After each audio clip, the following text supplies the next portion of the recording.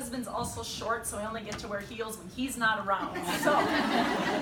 So bear with me. I know I look like a behemoth up here right now. That's all right. Thank you very much, Shelley, for the introduction, and I'm very happy to be here with all of you. As Shelley said, I am currently employed with Mandan Public Schools, and I have been there for 7 years, and I am the one and only social worker for our 9 schools. And I can't do my job without the support that we get through the education initiative with United Way.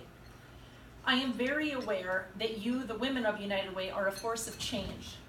And so I am also here to thank you for caring about and loving the single moms that I work with, the below average students, the hurting adolescents, the low income and stressed families that I interact with daily. Let me back up just a bit. 7 years ago, when I began working as a social worker, I was overwhelmed at the job that was ahead of me. I was getting about 4 referrals a week, and I wasn't really sure what was available in our community. So I began networking with area agencies, and when I attended meetings, I found myself drinking out of United Way mugs and using little pencils with the United Way logo. And I wasn't really sure what the United Way was all about. Early during my first year in employment, I was even asked to participate in a United Way campaign. Now, I'm pretty cautious with my money. That's probably because I don't have a whole lot of it. Both my husband and I are in public education. But as I began to learn about United Way, I realized that this wasn't just another organization asking for my money. It was a movement. It was a force of change in our community, and I desperately wanted to be a part of it. Apparently, you also had the desire to be a part of this movement. Last school year, I worked with a young man in middle school that has a textbook past of trauma. And we now know that children that are born into poverty or those that experience trauma, their brains physically change. And at the age of 13, he had been to 15 school districts in 6 different states. He told me his story one day, that the reason he moved so much was because he was born on the streets of Chicago to a mom addicted to heroin. And family members came and took him and his brother, but had to move often out of fear that mom would find them. One day, mom showed up at school and asked the 2 boys to come with her and promised them the world. His mother put him and his older brother in the back of a U-Haul, which is where they stayed for 3 long days, while she traveled to the East Coast. Along the way, she didn't let the boys out of the U-Haul because she knew that they could overpower them. And so she told them 2 days in that they are on their way to the ocean to die so that they can die together as a family. When police intercepted the U-Haul, it was over 120 degrees in the back with no water or food, and 2 little boys who lost grasp of reality. So now we have this young man in our community, and when he feels threatened by a teacher who is simply trying to motivate him, or a peer that unknowingly asks one too many questions, he erupts into violent behavior. Lots of interventions have been put into place. Many caring adults have attempted to intervene, but very little progress was being made. During one of my many conversations with this young man, he asked me, "Mrs. Just, why do you even care?" I was amazed at the difficulty that I was having answering this question honestly. What answer do you give that's genuine and doesn't sound corny? I guess the one explanation, because I was a little frustrated at the time, that I wanted to give is, listen here, kid, I'm doing my best. You're killing my stats right now. Would you please just do what I'm asking you to do? But closer to the truth probably would have been, because I get you. Because you see, I was a terrible teenager myself, so I kind of get where you're at.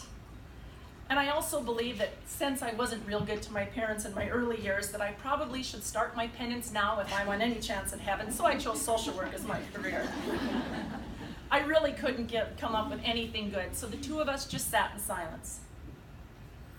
So I guess I ask you this question. Why do you care? Why do you spend your extra time and resources giving to our community through United Way?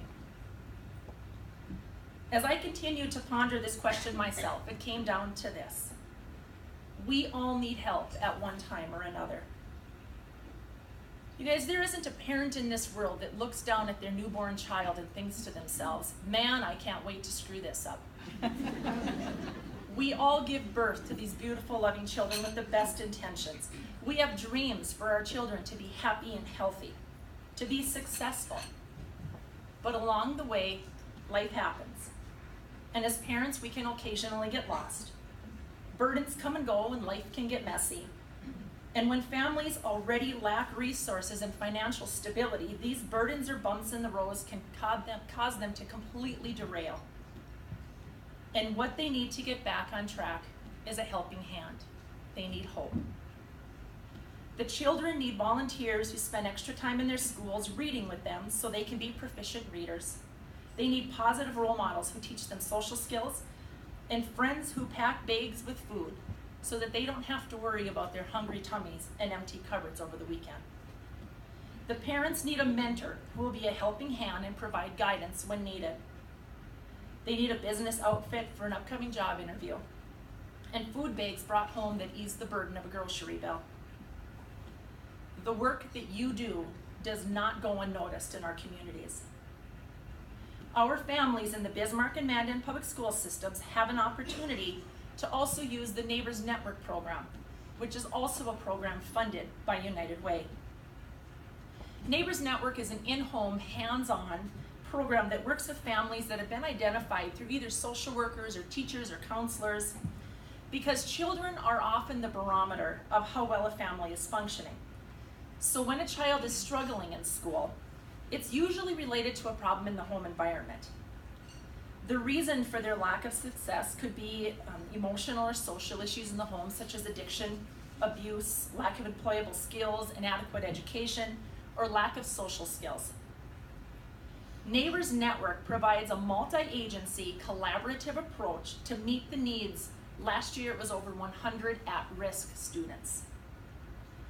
Collaborating with partner agencies in the Bismarck-Mandan area provides this holistic approach that can help rid the barriers and optimize that family functioning and increase academic performance. All families, as a result, our goals will be to have a stable food, housing, and utilities. And parents increase their self-worth by working with this parent aid one-on-one. We also address those mental health issues, and we have counseling services available through the village where they don't have to wait for months and months on regular schedules. And the Neighbors Network worker is through them with all of this, going to appointments, helping them to ask the right questions, helping them get back on the path. Last school year, we had 3 young girls who were struggling to be successful in school. They always came to school late, their hygiene was poor, they fell asleep in class on a daily basis, and they were really struggling to keep up with their peers. One morning, 2 of the 3 girls ran off the school bus with tears rolling down their cheeks. They began telling us that the youngest sister was missing. The 4th grade sister explained that it was her job to get all 3 of them ready for school and onto the school bus every morning because mommy had to work. See, the mother of these children were doing her best. She had arranged for a young man who lived in their apartment building to come and stay the nights with them while she worked nights at a gas station. But what the mom didn't know was that this young man often invited other young men to come to the apartment where some sketchy activities were starting to take place. And the girls shared that they didn't want to tell their mom because they didn't want to worry her anymore. She was stressed enough, the 4th grader said. So instead of telling their mom, they problem solved on themselves. And when the friends, especially the one scary friend, would come, they would all hide in a secret hiding spot in the apartment. One night, on the night before the girls arrived to school, the scary friend was over again, so all 3 of the girls went and hid in their secret hiding spots. When the girls woke up in the morning, they couldn't find the youngest girl. She wasn't in her bed or her usual hiding spot. And mom was not home from work yet, so they came to school where they knew the adults were there to help them. Once law enforcement found their mother and were able to visit with her, she said that she came home and found her daughter asleep on the couch. Apparently, this little girl was exhausted from being up most of the night and fell asleep in a new secret hiding spot that not even her sisters knew about. When she realized she had missed the bus for school, she came out because now the apartment was safe and curled up on the couch to sleep. Neighbors Network stepped in and helped this mom find appropriate childcare. They also helped mom get an education and take her CNA test. With this education, she has doubled her salary and can work daytime hours and be home in the evenings and nights with her family. This mom was doing her best with the skills and resources that she had. She just needed help, which she received because of you in the United Way. There are hundreds of stories I could share, and most have happy endings like this one, but there are many that do not. There are lots of hurting people and hurting kids in our community that need us to intervene. And just when we think our work is done, hurricanes, wildfires, earthquakes fill the headlines. And today, we even relive the memories of 9/11. Our job of offering hope and extending a helping hand will never be done. And it's not a job that only one or two of us can do. We need a network of helping hands that consists of different talents, ideas, and energy. I am so honored to be here, standing in front of a group that truly knows what it means to put some skin on their prayers, and who is willing to serve in the trenches and extend hope to all that they encounter. Thank you so much for all that you do for the Education Initiative.